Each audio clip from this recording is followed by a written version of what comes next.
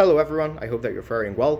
في مزايا كتير قوي اتقالت عن الاونلاين ليرنينج، لكن في كذا ميزة انا لمستها كتيتشر حبيت ان انا اشاركها معاكم. يمكن حاجات معتقدات خاطئة عن الاونلاين ليرنينج، وحاجات الناس ما كانتش متخيلة انها اكشلي مزايا، وحبيت ان انا اشاركها معاكم.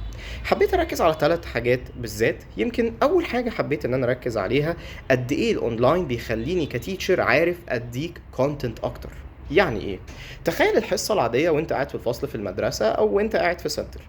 انت بتكون قاعد، في ناس ممكن ساعات بتكلم بعض، ناس distracted. انت نفسك كطالب بتبقى قاعد بتشوف ساعات فلان ده بيعمل ايه، فلانة دي بتكلم مين. بتلاقي نفسك فعلا قاعد distracted ومش عارف انك تركز كويس. وده باي ذا واي بيوصل لنا احنا كتيتشرز. يعني انا لما ببقى واقف وشايف الناس قدامي، شايف ده مش مركز، شايف فلان ده مثلا بيكلم اللي جنبه او كده، غصب عننا الاماونت اللي بنعرف نشرحه بيكون اقل. On the other hand، لما عملنا الجروبس الاونلاين وعملنا limitation للنمبر students، احنا عندنا اكبر مجموعه بنسمح maximum انه يبقى فيه 20 students. لو لقينا هيزيد العدد على 20 بنفتح مجموعه جديده. فبقى عندنا كنترول افضل بكتير. اولا الطلبه مش قاعده مع بعض فكلها عارفه تركز في الميتنج اكتر.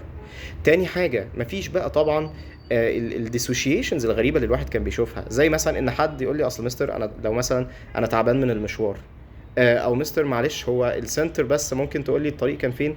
الحاجات دي كلها طبعا ما بقتش موجوده خالص. هو قاعد وقت السيشن مركز في السيشن، بنساله عشان احنا العدد عندنا ليميتد في الحصه، فبنساله كتير على مدار السيشن كويستشنز لكل طالب عشان نتاكد ان كله مركز. فالطالب بقى بياخد كميه اكبر بتركيز اكبر في وقت اقل. دي يمكن الميزه الاولى اللي احنا لقيناها.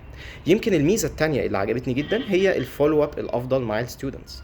انت بقى عندك قدره اكتر انك تفولو اب وتتابع كل طالب. ليه؟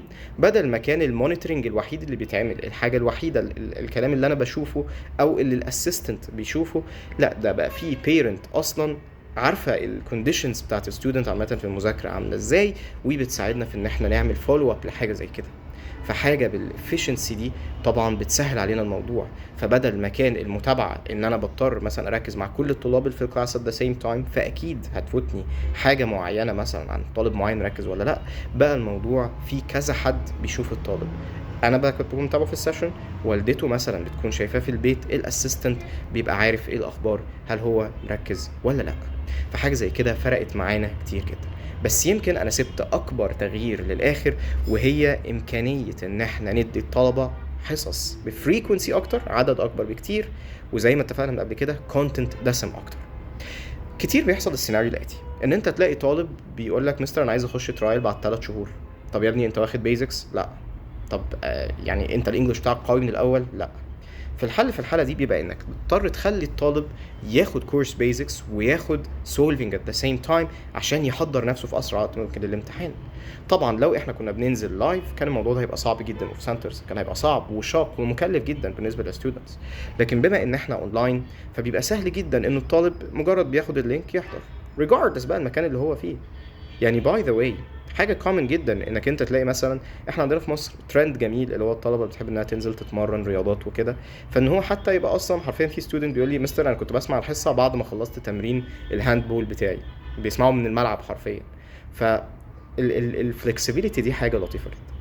قلت ادي انسايت سريع عن الموضوع، اتمنى يا رب انكم تكونوا استفدتوا and I'll see you later ان شاء الله. السلام عليكم.